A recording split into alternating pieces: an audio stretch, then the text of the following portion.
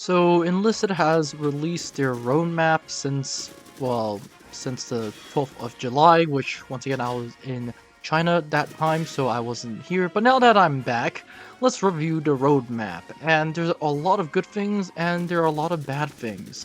Of course, this video has been made possible for the friends at Discord, meaning if you haven't liked, subscribe, or joined the Discord, highly suggest that you do. But that said, let's get started. One of the most things that they have and almost completed is the free release of Steam. Oh, look and behold, it is already on Steam. Improved to the account linking system, which is already done. I'm assuming they're talking about improving the account linking system between Steam and the official Enlisted client, which they have done. And as a matter of fact, having Enlisted on Steam is actually very cool, and I would say personally it did very well work. In terms of UI improvements, they plan to make an in-game tutorial for the UI, which is, I hope they mean a better in-game tutorial, because the one right now is not bad. It just needs a better improvement. Better descriptions for the game mechanics is something that is a must. This is almost completed, so that's a good thing. Of course, you have vehicles and soldier balancing. New engineers build AT guns at high BRs. This is what we really need. I honestly hope that they just give us back the AA guns, or give a faction their own AA guns for every faction. For example, the Germans get 20mm flak quads, of which they already had, but move them up to higher BRs, whereas lower BRs get the AA guns they have right now. Because if you use the AA guns that you have right now in Enlisted for top tier, it practically is very hard to shoot down any single plane. But if you use the AA guns that we had previously, it works pretty well. And I personally just hope the Enlisted give us back the old anti-aircraft guns, so that's that. They have a new soldier class, which is very interesting. I'm actually curious to find out what it is, because as of right now, unless they gave us amphibious marines or something along the lines of that, then I really highly doubt there's a new soldier class. But since Enlisted says there is a new soldier class, I'm really interested. That said, converting accessible XP into silver is interesting. Silver rewards for battle hero medals is also interesting. Revising earnings in conquest mode is a must, because conquest mode is well, let's just say I don't really like Conquest. And of course, Veteran Box with old events for Silver, and changes to anti-personnel mines. Of which I don't think the anti-personnel mines need to be changed, but we definitely do need the revised earning in a Conquest mode, which is something that needs and is a must.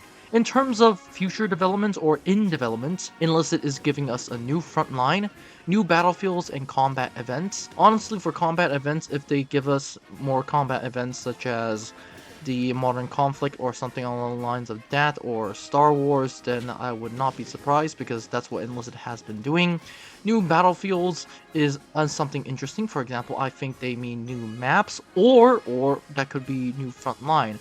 Now, the difference between a new front line and a new battlefield is kind of misleading.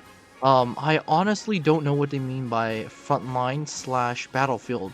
If they mean by new battlefield as a new faction, or if that could be also treated as new front line, then I hopefully believe that they should either add in France or China.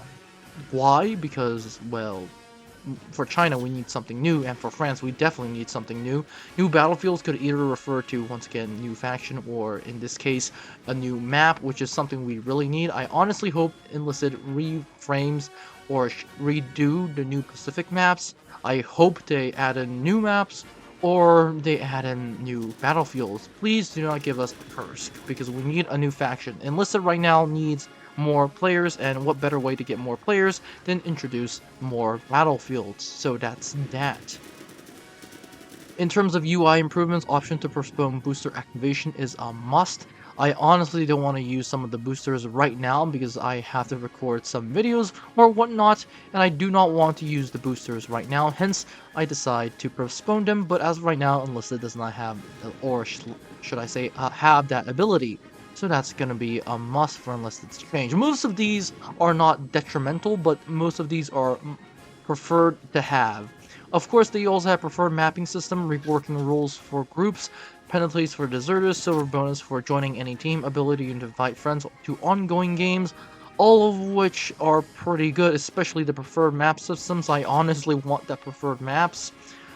For consoles, keyboard and mouse support is really, really important. For those who don't know consoles, people who play or have enlisted on console, I really feel so bad for them because they are, let's just say, the ugly ducking, or should I say, the people who do not have support. They're pretty much the group of people that have the least support when it comes to playing enlisted, and apparently enlisted does not really care about them.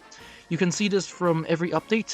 For console players, they always have the update last, or in some cases, they never get the update. For example, when Stalingrad came out, they really didn't even get their update. And yeah, so I feel really sad for them. Customization improvements, change the ability to change soldier voice lines is a must. I want to play some Italians in Berlin. Rebalancing the customization prices is a must because I do not want to be playing $1,000,000 for a few customizations. And honestly, they should make it free, is what I'm trying to say. Like, they should actually make it free, and once you've unlocked them. I think Enlisted should give us a system in which you have to unlock them first, but once you unlock them, it's free. Exactly how War Thunder has done it. And improvements for the Rider class, honestly, I don't know what that's gonna mean, but that's that. In terms of considered features, we have clans and global chat in the menu. As a matter of fact, put in the comments down below if you want clan that it's only Napoleon total based or something like that. I mean, like, I'll be happy if I can create my own clan and you guys join. But once again, I digress. It's very, very useful, and overall, these update plans are very, very good. There are just some sections in which I hope Enlisted does clear out, such as new battlefield and new front line.